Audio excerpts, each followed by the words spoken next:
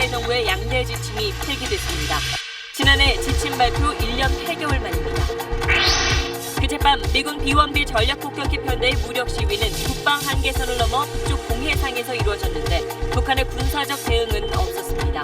이번 B-1B 출격은 한미 간 충분한 사전 협의 속에 이루어진 것이라고 청와대는 설명했습니다. 황석영 씨와 김미화 씨가 이명박 박근혜 정부 때 블랙리스트에 올라 피해를 봤다며 진상조사를 신청했습니다. 작가로서 견디기 힘든 일이었다. 이명박 정부 시절 작성된 블랙리스트와 관련해 조사 신청이 이루어진 건 처음입니다. 지난 2012년 당시 이명박 대통령이 국군사이버사령부의 댓글부대원 대거 증원을 지시했다고 적힌 군 문건이 공개됐습니다. 여론 조작을 위해 노골적으로 정치에 개입했던 군 사이버사의 제작물도 SBS가 단독 입수했습니다. 문재인 대통령이 김명수 신임 대법원장에게 임명장을 수여했습니다. 김 대법원장은 사법부 블랙리스트에 대한 재조사를 임기 첫 번째 과제로 꼽으며 사법부 개혁 의지를 드러냈습니다.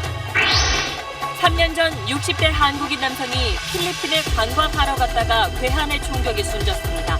수사 결과 피해 남성으로부터 5억 원을 빌린 40대 한국인 남성이 편지로 불러 청부 살해한 것으로 조사됐습니다. 헤어진 여자친구를 골프채로 마구 폭행한 60대 남성이 시민들의 도움으로 검거됐습니다. 골프채를 빼앗아 염산까지 뿌리려 했다가 시민들에게 제압됐습니다. 노무현 전 대통령 유족이 막말 논란을 빚은 자유한국당 정진석 의원을 검찰에 고소했습니다. 여당은 정 의원의 막말이 적폐청산 방해 공작이라며 맹공을 이어갔고 자유한국당은 확전을 자제하는 분위기입니다. 파리바게트가 제빵사를 불법 파견했다는 고용부의 감독 결과를 놓고 논란이 이어지고 있습니다. 제빵사들을 직접 고용하고 있는 협력업체들은 정부에 대한 법적 대응도 불사하겠다고 밝혔습니다.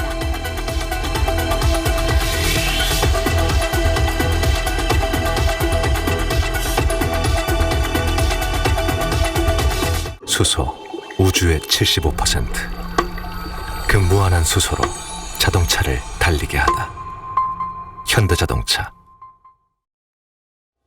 여러분 안녕하십니까. 박근혜 정부에서 만들었던 이른바 노동개혁 양대 지침이 도입된 지 1년 8개월 만에 공식 폐기됐습니다.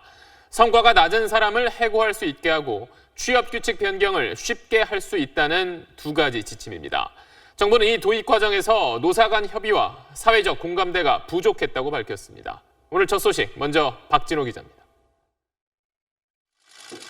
지난해 1월 전격 발표됐던 양대 지침은 노동시장의 유연성을 높이려는 박근혜 정부 노동정책의 핵심이었습니다. 그중 하나인 공정인사 지침은 근로기준법상 노동자를 해고할 수 있는 정당한 이유에 성과가 부진하거나 업무 능력이 현저히 떨어지는 경우를 포함시켰습니다. 엄격한 제한을 받았던 일반 해고를 쉽게 만든 겁니다. 또 하나 취업규칙 지침은 채용, 인사, 임금 등의 규칙을 노조와 직원 동의 없이도 사회 통념에 따라 바꿀 수 있도록 했습니다. 실제로 정부는 바뀐 취업규칙 지침을 근거로 공공기관에서 성과 연봉제 도입을 강행하기도 했습니다. 정부는 법적 논란 속에 노사 대립을 불러왔던 이 양대 지침을 폐기한다고 발표했습니다. 노사 간의 충분한 협의가 부족했고 사회적 공감대를 형성하지 못한 채 일방적으로 추진해 갈등을 초래했다고 밝혔습니다.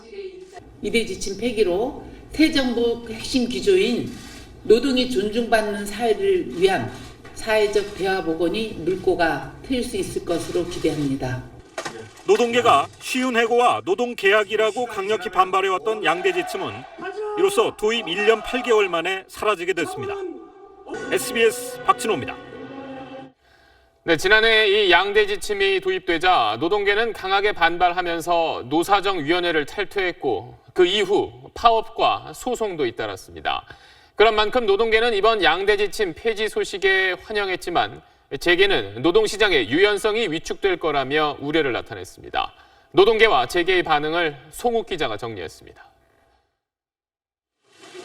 박근혜 정부의 양대 지침이 발표된 지난해 1월 한국노총은 공정인사 지침이 쉬운 해고를 양산하는 노동계약이라며 노사정의 탈퇴를 선언했습니다. 이제 더 이상 합의 내용이 지켜지지 않는 노사정위원회에서 참석하지 않을 것입니다. 또 정부 공공기관들이 취업규칙 지침에 근거해 성과연봉제를 노사합의가 아닌 이사회 의결 등으로 도입하자 공공노조와 금융노조 등은 총파업을 벌였고 지금도 수십 건의 소송이 진행 중입니다. 오늘 정부가 양대 지침을 폐기하기로 하자 한국노총과 민주노총은 한 목소리로 환영의 뜻을 밝혔습니다. 시운해고를 비롯해서 규칙을 노동자한테 불리한 내용으로 고칠 수 있는 지침들을 이제 폐기한다고 한 것은 늦었지만 다행스러운 일이고요. 반면 재계는 고용시장의 유연성이 후퇴할 것이라며 노사정이 대안을 찾아야 한다고 강조했습니다. 일관성 미흡으로 기업 경영 현장에서 혼란이 가중될 우려가 있습니다. 노사정이 만나서 연봉, 임금 체계 등 합리적인 방안이 마련되어야 합니다. 다만 노동계는 노사정위원회 복귀 여부에 대해서는 그간 후퇴한 노동기본권 보장 등 정부의 후속 조치가 선행돼야 한다는 입장입니다. 한국노총은 내일 기자회견을 열고 노사정위 복귀와 관련한 입장을 발표할 예정입니다. SBS 송욱입니다. 다음 소식입니다. 21세기 들어 비무장지대 가장 북쪽으로 비행했다는 미군 B-1B 폭격기 편대의 무력 시위는 북방 한계선을 넘어 북쪽 공해상에서 이루어졌습니다.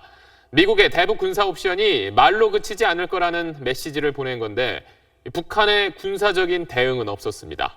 그 이유가 뭔지 김웅수 기자가 분석했습니다. 북한은 탐지거리 4,500km의 장거리 대공 레이더를 갖고 있습니다. B-1B 전략 폭격기의 한반도 전개 사실을 파악하는 수단입니다. 괌도에서 이륙한 핵 전략 폭격기 B-1B 편대를 은밀히 조선동해 상공까지 진입시켜 이번에도 B-1B 편대의 북방 한계선 이북 지역 비행을 알았을 텐데 아무런 대응도 하지 않았습니다. 가장 큰 이유는 비행 지역 자체가 북한 영공이 아닌 국제 공역이기 때문으로 보입니다. 대북 무력 시위가 분명하지만 항행의 자유가 보장된 지역이어서 전투기 출격처럼 맞대응 명분이 없다는 겁니다. 미국이 계열에 낙후된 항공 전력을 350km나 떨어진 상공에 출격시켜 미군의 첨단 항공 전력을 견제하기 어려운 현실적인 이유도 있습니다. 북한의 전 항공기가 다 떠도 미국의 첨단 항공기에 한두 대도 상대가 안 돼요. 북한의 공군기를 가지고 미국의 최신의 전투기에 대응한다는 것은 계란으로 바위를 치는 격밖에 안 된다. 동해안 내륙에 배치된 SA-5 대공 미사일도 최대 사거리가 250km여서 요격은 능력 밖이었습니다. 미국의 이번 비행 경로 설정엔 북한의 군사적 대응 능력이 닿지 않는 곳에서 언제든지 압도적인 일격을 가할 수 있다는 경고 메시지가 담겼다는 평가입니다. SBS 김웅수입니다.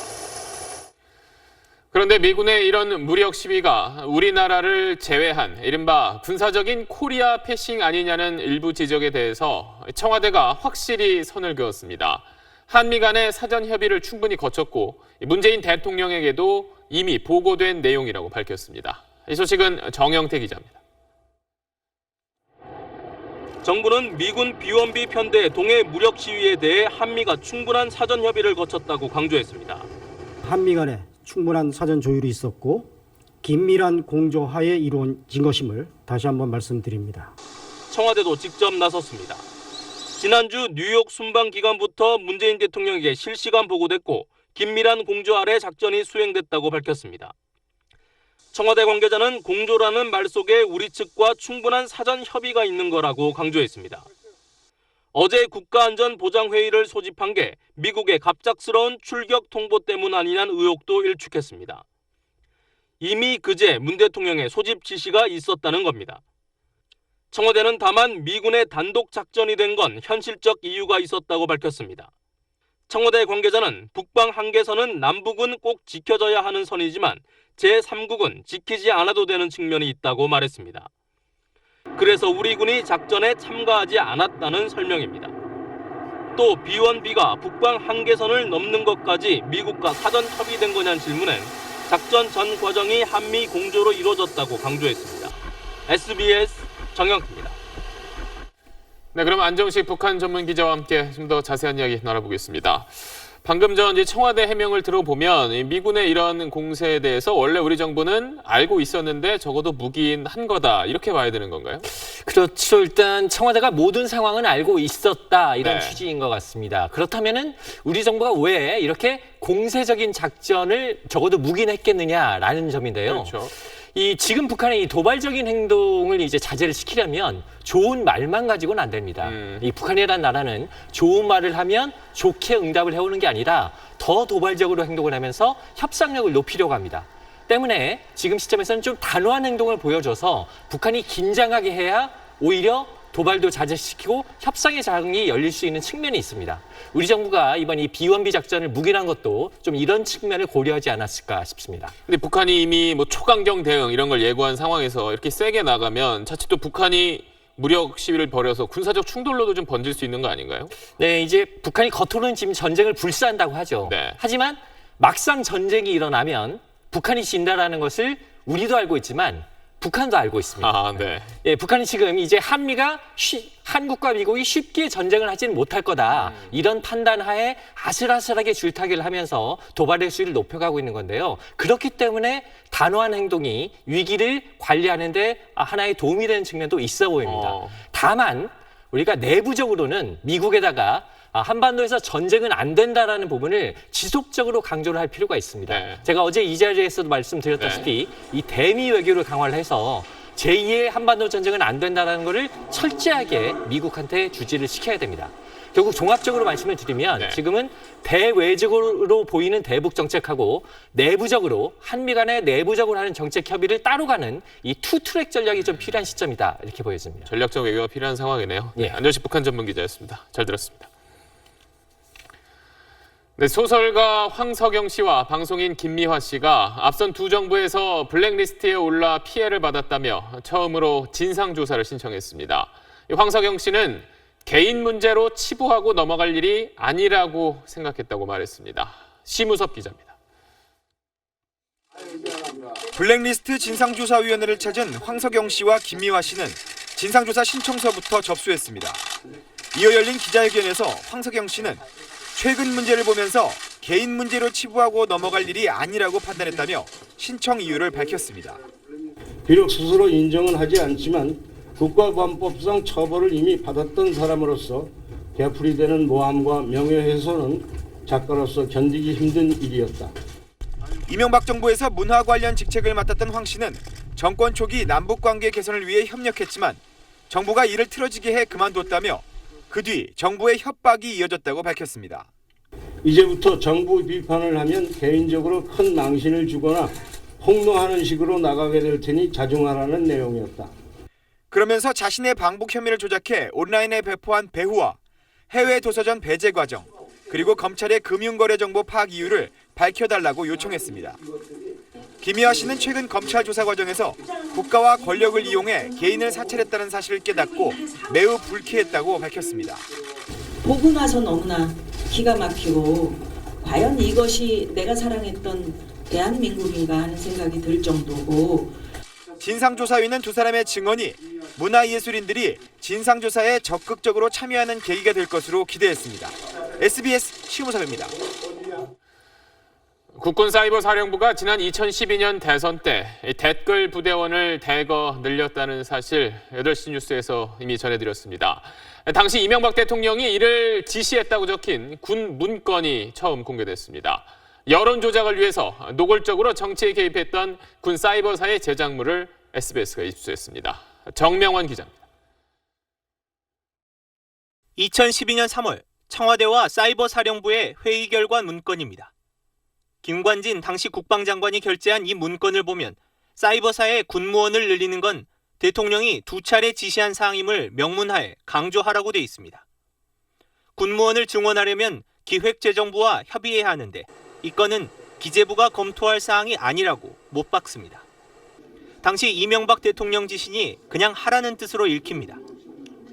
회의 뒤 사이버사령부는 일사천리로 채용을 진행해 대선을 코앞에 둔 2012년 7월 군무원 47명을 대거 댓글 부대에 배치합니다. 이 중장기획을 짜가지고 군무원을 뽑아야 되는데 오늘 갑자기 이놈 대폭 뽑는 거 이렇게.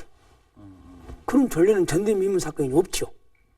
문건에는 군무원 증원에 대해 청와대가 국방부 입장에 동의한다고 돼 있습니다. 사이버사와의 회의를 요청했다고 돼 있는 김태효 당시 청와대 대외전략기획관의 해명은 온도차가 있습니다. 국방부 안에서 조직이나 예산을 편성할 일인데 우리는 그런 취지에 대해서 잘 안다 이렇게 들어오면 대답을 했을 뿐이죠. 그런데 회의에서 청와대는 한미 FTA 같은 사회 이슈에 집중 대응하라고 군에 요구했습니다. SBS가 입수한 사이버사 제작 게시물을 보면 이런 요구가 그대로 반영돼 있습니다. 당시 한미 FTA 재협상에 반대한 야당 정치인을 북한 꼭두각시나 말 바꾸는 인사로 비방하는 인터넷 게시물이 다수 제작됐습니다.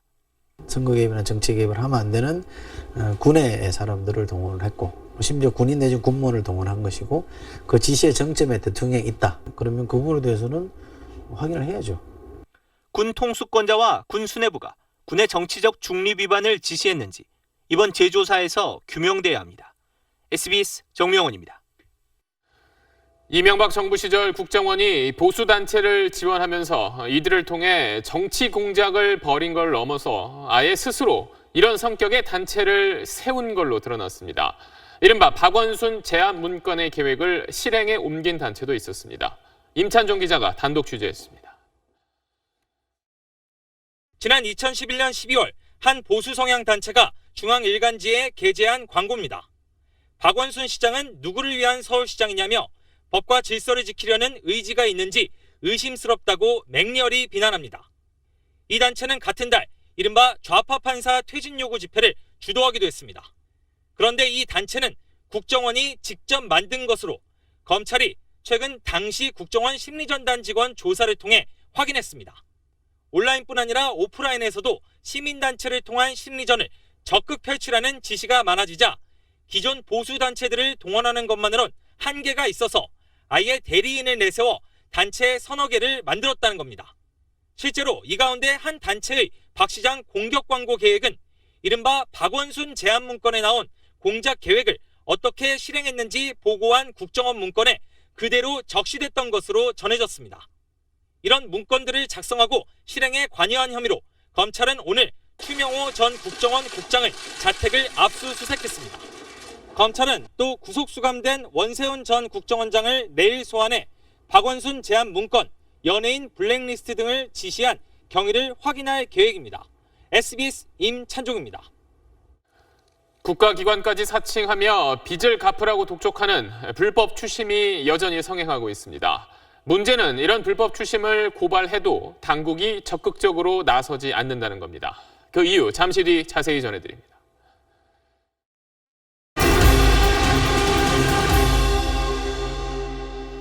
육 년 동안 사법부를 이끌어갈 김명수 대법원장이 오늘 공식 임기를 시작했습니다. 김 대법원장은 사법부 블랙리스트에 대한 재조사를 임기 첫 번째 과제로 꼽아 사법부 개혁 의지를 드러냈습니다. 손형한 기자입니다.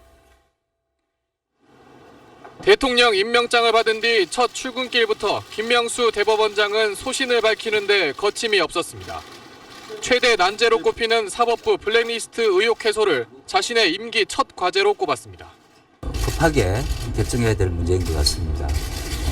오늘부터 시작되는 임기 때 가장 먼저 이야기해야 될 부분이 아닌가 싶습니다. 재조사 자체를 거부했던 전임 양승태 대법원장 체제와는 선을 긋겠다는 뜻으로 해석됩니다.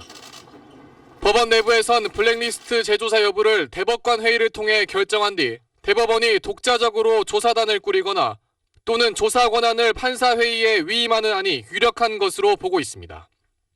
김신인 대법원장의 일성을 접한 일선 판사들은 재조사에 대한 기대를 내비쳤습니다. 그러면서 문제의 파일이 담겼을 것으로 보이는 법원 행정처 컴퓨터를 하루빨리 확보하는 게 필요하다고 입을 모았습니다. 김 대법원장은 또 대법관 제청 문제를 놓고 대통령과 충돌이 발생할 경우 자신의 뜻을 관철시키겠다고 다시 한번 못을 박았습니다. 일각에서 김 대법원장 임기 중에 정권 입맛에 맞는 코드 인사가 이뤄질 것이란 우려를 제기한 데 대해 경계한 것으로 해석됩니다. SBS 손형환입니다. 노무현 전 대통령 유족이 노 전 대통령 죽음을 부부싸움과 연관지은 자유한국당 정진석 의원을 검찰에 고소했습니다. 여당은 적폐청사를 방해하는 공작이라며 맹공을 이어갔지만 자유한국당은 확전을 자제하는 분위기입니다. 이한석 기자입니다. 노무현 전 대통령의 장남 건우 씨가 자유한국당 정진석 의원에 대한 고소장을 들고 검찰 청사로 들어섭니다. 사흘 전 노 전 대통령이 숨지기 직전 부부싸움을 했다고 말해 고인과 유족의 명예를 훼손한 혐의입니다. 추악한 셈법으로 고인을 욕보이는 일이 다시는 없길 바랍니다. 민주당은 정 의원의 막말은 적폐청산 작업을 방해하는 행위라며 맹공을 이어갔습니다. 노 전 대통령을 모욕하는 방식으로 적폐청산을 마치 정치 보복인 것처럼 피해자 코스프레를 하고 있다고 비판했습니다. 정치 보복 프레임 구축을 시도한다 하더라도 국민들은 그 의도를 간파하고 넘어가지 않을 것입니다. 당사자인 정진석 의원은 정치 보복이란 주장을 굽히지 않았습니다. 근데 적폐청산을 하자면서 똑같은 방식을 되풀이하는 것은 또 다른 적폐를 낳는 것이다. 반면 그동안 노 전 대통령 공격에 앞장섰던 자유한국당 홍준표 대표는 관련 의혹을 재론하는 것은 바람직하지 않다며 이번에는 확전을 자제하는 모습입니다. 더 이상 그 문제를 두고 왈가왈부하는 것은 바람직스럽지 않다. 이 점에 대해서 명심하시기 바랍니다. 그러나 이번 충돌은 적폐청산을 어떤 프레임으로 해석할지와 직결된다는 점에서 정치적 법적 대치가 상당 기간 이어질 가능성이 커 보입니다. SBS 이한석입니다. 가임기 여성이 암에 걸리면 항암제나 방사선 치료 때문에 그동안 임신 자체가 쉽지 않았습니다. 그런데 유방암 치료를 받은 환자가 건강하게 출산하는 사례가 잇따르고 있고 자궁암 치료를 받았던 여성도 출산에 성공했습니다. 먼저 남주현 기자입니다. 아이를 갖지 못했던 이경숙 씨는 8년 전 난임 검사를 받다가 뜻밖의 자궁 내막암 진단을 받았습니다. 애가 안 생겨가지고 검사하다가 그렇게 발견된 거니까요. 맨 처음에 들었을 때는 좀 멍했죠. 치료 성공률을 높이려면 자궁과 난소를 제거해야 했지만 아기 갖는 것을 포기할 수는 없었습니다. 자궁과 난소를 보존할 수 있는 항암 치료를 선택했고 치료 시기도 미뤄 시험관 아기용 난자를 채취했습니다. 난자를 채취하는 과정에서 좀 치료가 늦어질 수가 있습니다. 그럼에도 불구하고 그 정도의 리스크를 감소할 수 있다는 전문 의사들의 소견을 받아서 의료진은 자궁 속 암이 사라진 뒤 냉동돼 있던 시험관 아기를 이 씨의 자궁에 착상시켰습니다. 아기는 지난해 태어났고 올해 건강하게 도를 맞았습니다. 이모 씨는 임신 10주 차에 유방암 진단을 받았습니다. 수술과 항암 치료까지 받았는데 지난달 건강한 아이를 출산했습니다. 16주 넘어가면 이제 수술을 할 수 있다 하더라고요. 수술할 수 있다 하고 애도 살릴 수 있다 하니까 너무 좋아가지고 그때는 또 눈물 나더라고요. 삼성서울병원에서 임신 중 암을 진단받은 87명 가운데 68명이 출산에 성공했습니다. 그런데 출산을 하더라도 암을 앓았던 부모들은 아기에게 기형이 생기는 건 아닌지 걱정이 많습니다. 그래서 임신을 포기하는 일도 많은데요. 과연 그런지 조동찬 의학 전문 기자 설명 들어보시죠. 박모 씨는 2년 전 결혼을 한 달 앞두고 생식기암을 진단받았습니다. 1차 항암 치료를 받고 난 뒤 아기를 가질 수 없다는 절망에 휩싸였습니다. 이제 아기를 갖기가 어렵다라는 의료진 설명도 있었고 그래서 좀 절망적이었죠 사실은. 하지만 전문 의료팀이 1차 치료 때 쓴 항암제를 확인해보니 한 번 투여로는 정자에 영향이 없는 약이었습니다. 즉시 박 씨의 정자를 받아 보관했고 부인 자궁에 인공 수정했습니다. 지난달 아기를 출산하는 데는 성공했지만 또 다른 걱정이 생겼습니다. 정상적이지 않은 현상이 남들보다 높겠구나라는 생각도 했고 이제 아빠의 그런 질환적인 것도 같이 또 물려받진 않을까라는 걱정. 항암제와 방사선 치료 때문에 생식세포 유전자가 변형되지 않았을까 하는 우려였습니다. 하지만 그 우려 역시 기우에 불과합니다. 미국 연구팀이 항암제와 방사선 치료를 받은 뒤 출산한 아기 4,699명을 상대로 기형이 있었는지 조사했습니다. 구순혈, 심장기형 등의 선천성 기형 질병 비율이 일반적인 평균치와 다르지 않았습니다. 의학적으로 이 약이 태아에게 얼마만큼 전달이 되고 얼마만큼 안전한지에 대한 어느 정도 근거 자료들을 바탕으로 치료를 하는 거기 때문에 암을 치료받은 후에는 물론이고 치료받는 중이라도 아기는 기형 없이 건강하게 태어날 수 있습니다. SBS 조동찬입니다. 3년 전 필리핀을 방문했던 60대 한국인 남성이 괴한의 총격에 숨진 일이 있습니다. 알고 보니 피해자에게서 5억 원을 빌린 40대 한국인 남성이 빚을 못 갚게 되자 필리핀으로 불러 청부 살해한 걸로 드러났습니다. 박찬근 기자입니다. 오토바이 한 대가 행인들을 지나치는가 싶더니 번쩍이는 불꽃과 함께 한 남성이 쓰러집니다. 놀라 달아났던 일행은 상황을 파악해보려는 듯 서성입니다.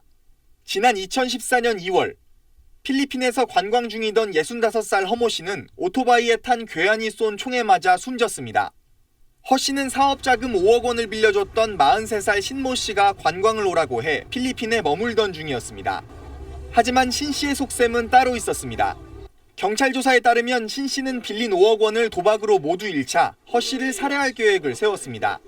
750만 원 상당의 필리핀 돈을 주고 청부업자 3명을 고용했습니다. 첫 번째와 두 번째 시도는 길이 엇갈리는 등 필리핀 청부업자의 실수로 실패하고 3번이나 시도한 끝에 범행을 저질렀습니다. 채무가 있었고 갑작스럽게 필리핀으로 초청하고 인적이 드문 도로로 식사를 접대하면서 유인한 점에 이상하게 생각하여 경찰은 신 씨를 살인교사 혐의로 구속해 모레 검찰에 송치할 예정입니다. 또 경찰은 필리핀인 3명에 대해서도 필리핀 수사당국에 수사를 의뢰할 예정입니다. SBS 박찬근입니다. 자신을 만나주지 않는다며 여자친구를 골프채로 때린 60대 남성이 붙잡혔습니다. 염산까지 들고 위협하는 상황이었는데 지나던 시민들이 위험을 무릅쓰고 남성을 제압했습니다. 이현영 기자입니다. 모자를 쓴 남성이 다짜고짜 여성을 건물 사이로 끌고 들어가더니 마구 때리기 시작합니다. 화물차 운전자가 급히 뛰어나와 남성을 말리는 사이 여성은 가까스로 현장을 벗어납니다. 지나가던 다른 남성도 합세해 이 남성을 붙잡아 넘어뜨립니다. 피해 여성의 집 앞에서 기다리고 있던 가해자는 잘 보이지 않는 이 좁은 공간으로 여성을 끌고 왔습니다. 그리고는 미리 준비한 둔기로 여성을 마구 내리쳤습니다. 60살 김모 씨는 여자친구가 헤어지자며 만나주지 않자 이 같은 범행을 저질렀습니다. 김 씨는 자신을 제압하는 43살 황모 씨에게 골프채를 휘두르고 염산으로 위협하기도 했습니다. 저거 그냥 나중에 저희가 죽을 수도 있겠구나 하는 생각이 순간적으로 들었거든요. 그게 이상한 저도 제정신이 아니었던 것 같아요. 그냥 달려들어서 말려야겠다는 생각밖에 없어요. 피해 여성과 황 씨는 부상을 입고 병원에서 치료를 받고 있습니다. 경찰은 김 씨를 제압한 두 남성에게 용감한 시민상을 수여했습니다. 만약에 이거를 계속해서 때리고 했으면 사람이 어떻게 됐을지 있었는데 그 시민이 말려주는 단계 때문에 이 사람이 목숨을 구했다. 또 김 씨를 살인미수 혐의로 구속했습니다. SBS 이현영입니다. 네, 한국인 여성을 성폭행한 일본 민박집 주인의 첫 재판 소식 지난주 금요일 전해드렸었는데 일본 경찰이 추가 피해자를 조사하겠다며 수사를 확대하고 나섰습니다. 하지만 뒷북 수사라는 비판을 피하기는 어려워 보입니다. 박하정 기자의 단독 보도입니다.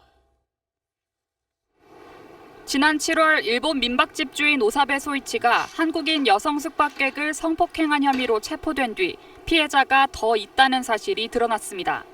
이 보도가 나간 뒤에 그 집에서 같은 피해를 당했다는 증언이 잇따르고 있습니다. 일본 경찰은 SBS의 보도 이후 이 민박집에 묵었던 모든 숙박객 정보를 알려달라고 민박을 중개했던 에어비앤비에 요청했습니다. そういう民泊の経営の実態を調べる必要がありましたので、その状況については捜査してます。余罪については当然調べます。ただ余罪が何件あるかとかいうのはちょっとそこは答えられない。 추가 피해자를 어떻게 조사할지 한일 간의 협의가 진행되고 있습니다. 하지만 일본 경찰의 수사 확대는 때늦은 것입니다. 올해 초 다른 한국인 여성 숙박객이 성범죄 피해를 당할 뻔했고 이를 일본 경찰에 신고하면서 민박집 주인이 건넨 술병과 술잔을 제출했습니다. 증거물을 가져가서는 검사를 하겠다. 그 대신 이 가루가 어떤 가루인지는 알려줄 수 없다고 합니다. 당시 일본 경찰은 집주인을 조사하기까지 한 걸로 확인됐습니다. 집주인이 건넸다는 술잔에서 수면제 성분이 검출됐는데도 일본 경찰은 특별한 조치를 취하지 않았고 결국 추가 범행을 막지 못했습니다. 일본 경찰은 올 초 사건은 아직 조사 중인 사안이고 추가 범행을 막지 못했다는 지적에는 답변하기 어렵다고 밝혔습니다. 후쿠오카에서 SBS 박하정입니다. 아파트 경비원들은 원래 출입자 관리나 시설물 관리가 주요 업무인데 요즘은 택배 수령은 물론이고 쓰레기 분리수거, 또 아파트 주차 관리까지 떠안는 곳이 많습니다. 이렇다 보니 쉴 시간이 별로 없는 실정이죠. 그래서 서울의 한 아파트 경비원들이 규정된 휴식 시간을 보장해달라며 초과 근무에 대한 보상을 요구하고 나섰습니다. 김혜민 기자가 취재했습니다. 3천여 세대가 모여 사는 서울 강남의 한 아파트 단지입니다. 아파트 단지 내부엔 이렇게 양옆으로 차량이 빼곡히 들어차 있습니다. 또 소방차 전용 도로까지 막아섰습니다. 경비원 도움 없인 차를 넣고 빼기가 어렵습니다. 이 아파트 경비원들은 24시간 근무 중 6시간을 쉬기로 하고 휴식 시간 임금은 받지 않고 있습니다. 하지만 주차일 때문에 휴식 시간에도 쉬는 모습을 보긴 어렵습니다. 차 또 나가네. 실제로 경비원 50대 A씨는 휴식 시간인 점심시간 1시간 동안 주민 차량을 4차례 빼줬습니다. 택배 전달에 재활용 분리수거까지 합니다. 태워야지. 그때는 할 수 없지. 자기 일이니까 그 시간에 좀 해줬으면 어떠냐 이런 개념으로 그냥 하고 있어요. 지난 3월 이 아파트 전현직 경비원 20여 명은 입주민들을 상대로 휴식시간 임금 3년치를 지불하라는 진정서를 노동청에 냈습니다. 주민들은 수고비를 일부 챙겨주기도 하기 때문에 요구를 들어줄 수 없다는 입장입니다. 관리사무소 측은 한 달 전 경비원 휴게소를 한 곳 만들어줬다며 경비원들을 탓합니다. 굳이 일을 거기에 있으면 당연히 일을 하게 되잖아요. 그럼 왜 거기 계시냐 이거죠. 서울시가 시내 108개 단지를 조사한 결과 휴식 시간에 초소 밖에서 쉴 수 있다는 경비원은 17.4%였습니다. 시는 지난 4일 주차, 택배 업무에는 수당을 주라고 권고했지만 강제할 수단은 없습니다. SBS 김혜민입니다.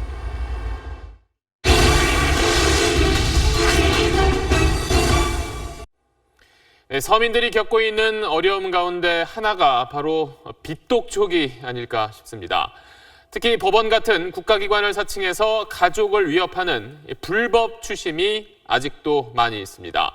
더구나 이런 불법 행위를 고발해도 감독 당국에서는 적극적으로 나서지 않고 있다고 합니다. 과연 무슨 이유 때문인지 최우철 기자의 기동 취재입니다. 경기도에서 전셋집에 살고 있는 50대 이모 씨. 지난해 4월 노모의 치료비가 급하게 필요해 대부업체에서 500만 원을 빌렸습니다. 꼬박꼬박 이자를 갚아 나가다 실직으로 6개월간 이자를 연체하자 대부업체의 불법 추심 행위가 시작됐습니다. 전세 보증금 8천만 원을 담보로 잡았다는 위조 서류를 자신도 아닌 집주인에게 동의 없이 보낸 겁니다.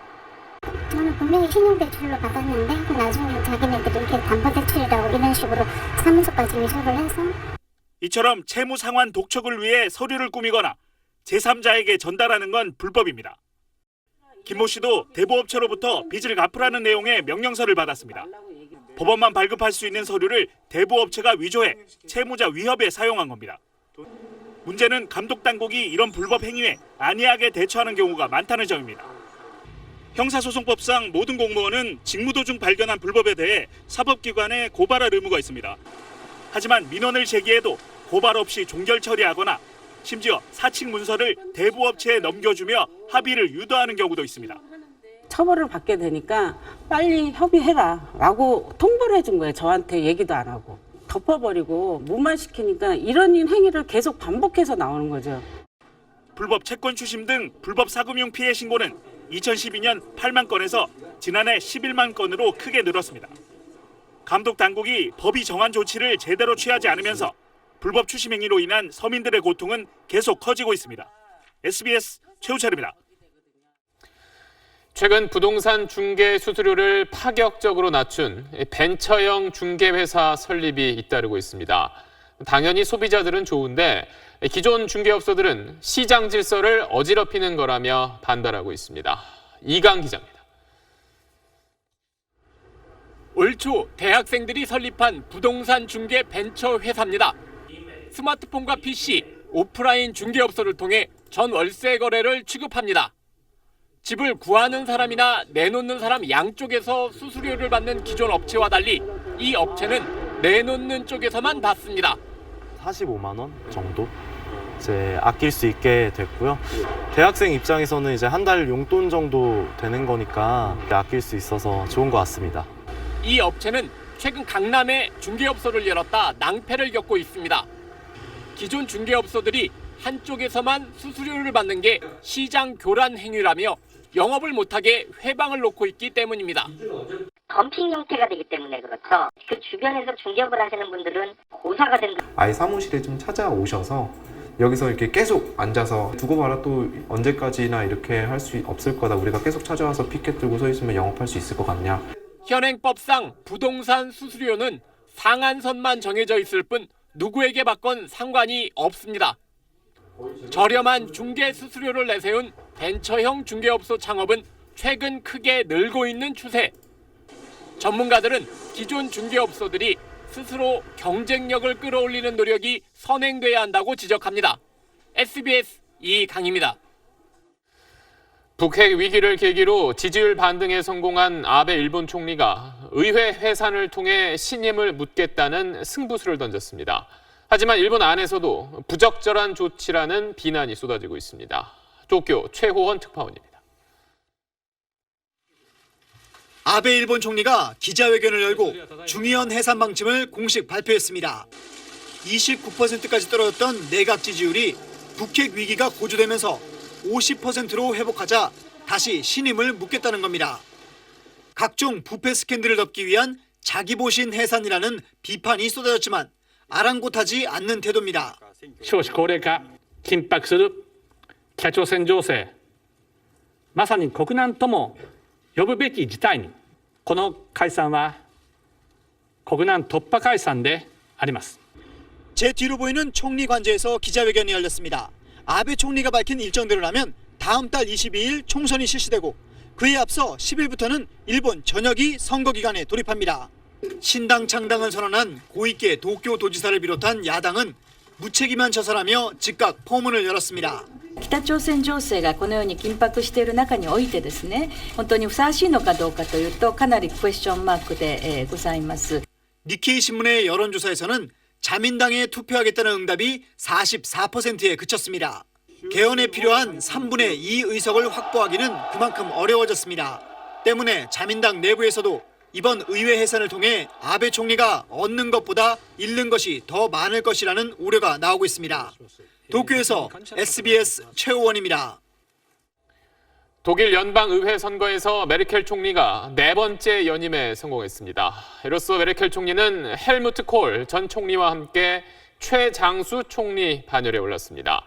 동시에 난민과 이슬람에 반대하는 독일의 극우 정당도 제3당을 차지하면서 70년 만에 독일 의회에 입성했습니다. 자국 우선주의 물결이 전 세계를 휩쓸고 있는 상황에서 이 독일의 극우 정당 등장이 과연 어떤 의미를 갖는지 배재학 특파원이 전해왔습니다.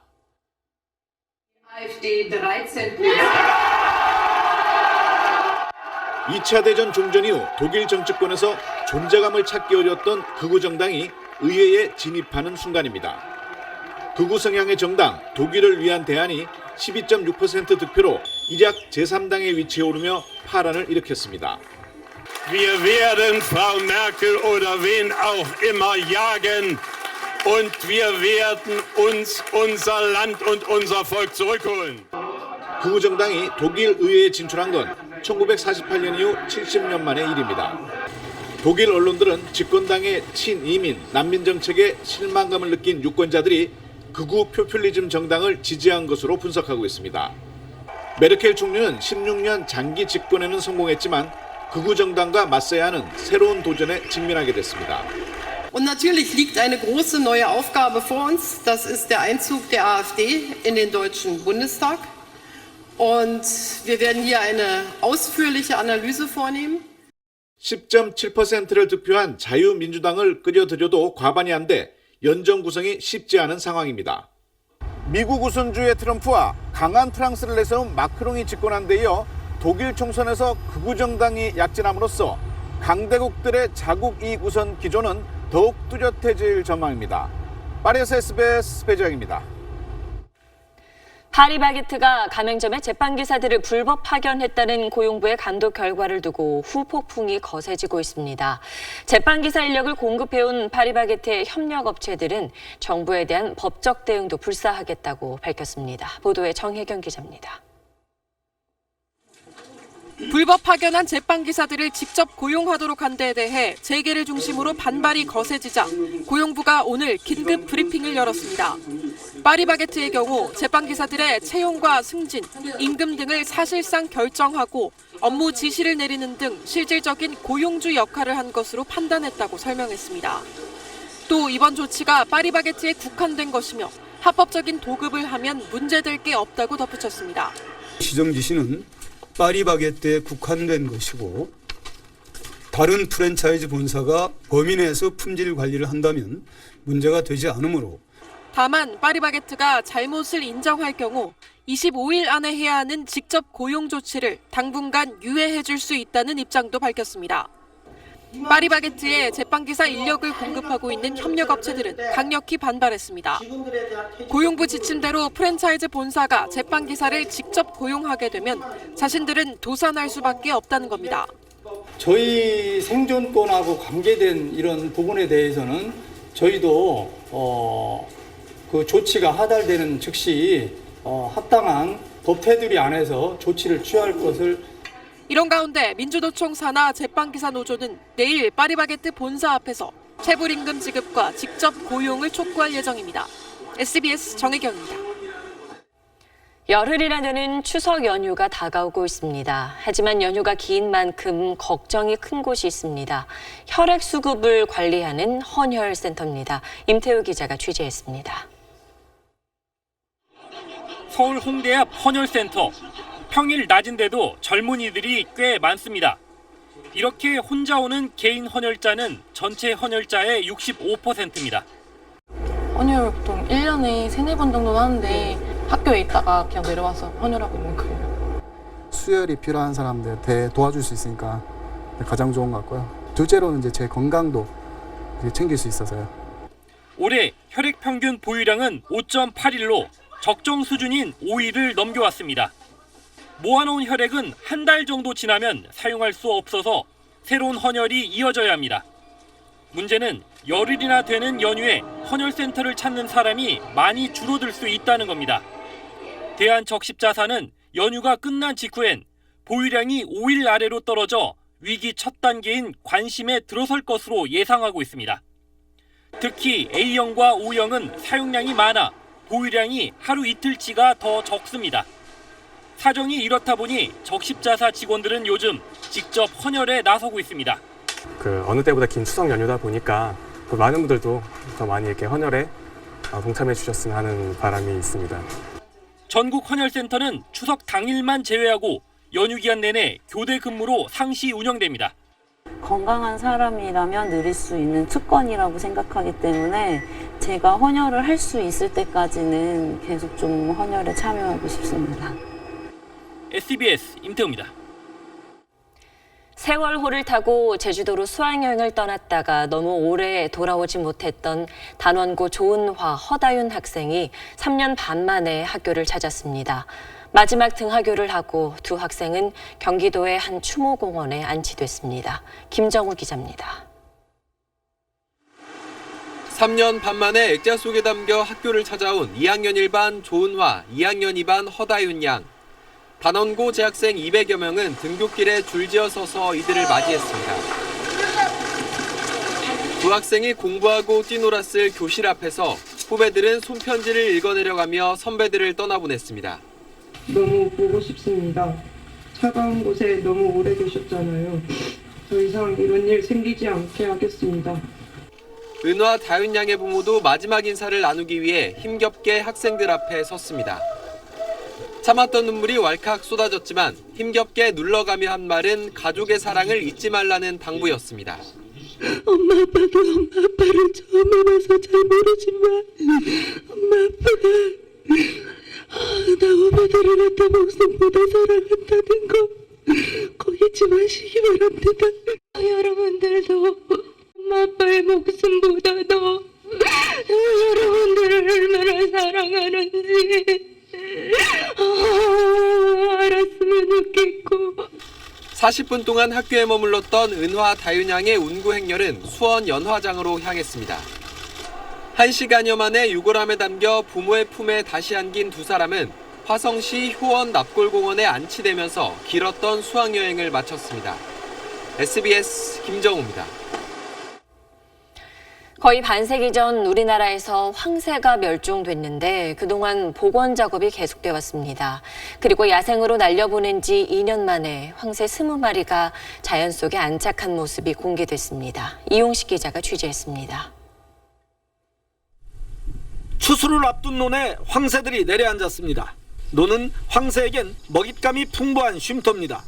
이 황새들은 충남 예산 황새공원에서 나고 자란 것들입니다. 자연 번식에 성공해서 지금 미꾸라지나 곤충 등을 먹으면서 현재 잘 지내고 있습니다. 이처럼 야생에 사는 황새는 20마리. 지난 2015년 8마리를 처음 방사한 뒤 자연 번식으로 태어난 새끼도 9마리나 됩니다. 1971년 우리나라에서 황새가 자취를 감춘 지 반세기 만에 거둔 성과입니다. 위성 항법 장치 GPS를 단 황새들은 전남, 해남에서 경기도, 심지어 북한까지 서해안을 따라 활발히 서식지를 넓히고 있는 것으로 확인됐습니다. 하지만 안전사고도 잇따라 지난해 전신주 감전사로 2마리가 죽었고 올 초엔 양어장 낚싯줄에 감겨 1마리가 폐사하는 등 지금까지 5마리가 죽었습니다. 또 올봄에 태어난 황새 1마리도 한 달 전 구조물의 충돌에 다리가 부러졌습니다. 전신주에 절연 시설을 설치한다거나 낚싯줄을 좀 시각적으로 보이는 그런 줄로 교체하는 그런 것들이 좀 필요하다고 사료됩니다. 연구팀은 야생 황새가 국내 여러 곳으로 분산돼 텃새로 살 수 있도록 지난 20일 황새 2마리를 추가로 방사했습니다. SBS 이용식입니다. 강원도 산자락에 단풍이 물들면서 가을이 깊어가는 시기죠. 하지만 한낮엔 뜨늦은 더위가 이어지고 있습니다. 오늘 서울의 낮 기온이 30도를 넘어섰는데요. 내일도 서울은 29도, 전주 30도까지 오르면서 오늘만큼 뜨겁겠습니다. 늦더위는 모레 전국에 비가 내리면서 누그러지겠습니다. 내일 제주도부터 비가 내리기 시작해 모레는 전국으로 확대되겠는데요. 가을비답게 이후로는 날이 한층 더 서늘해질 것으로 보입니다. 내일도 전국 내륙 지방에 안개가 강해지겠지만 미세먼지 걱정은 없겠습니다. 서울의 아침 기온은 19도, 한낮 기온 29도로 일교차가 크게 벌어지겠습니다. 낮부터 날이 점차 흐려지겠고 제주도는 차차 비가 내리겠습니다. 수요일 전국에 비가 지나면 아침 공기도 확연하게 쌀쌀해지겠습니다. 슬슬 두터운 겉옷을 꺼내놓으시는 게 좋겠습니다. 날씨였습니다. 네, 앞서 전해드린 대로 조은화 양과 허다윤 양이 3년 반 만에 오늘 학교로 돌아왔습니다. 단원고 박영인 군과 남현철 군, 그리고 양승진 선생님, 또 권재근, 권혁규 부자, 이 5분도 하루빨리 가족의 품으로 돌아올 수 있길 진심으로 바라겠습니다.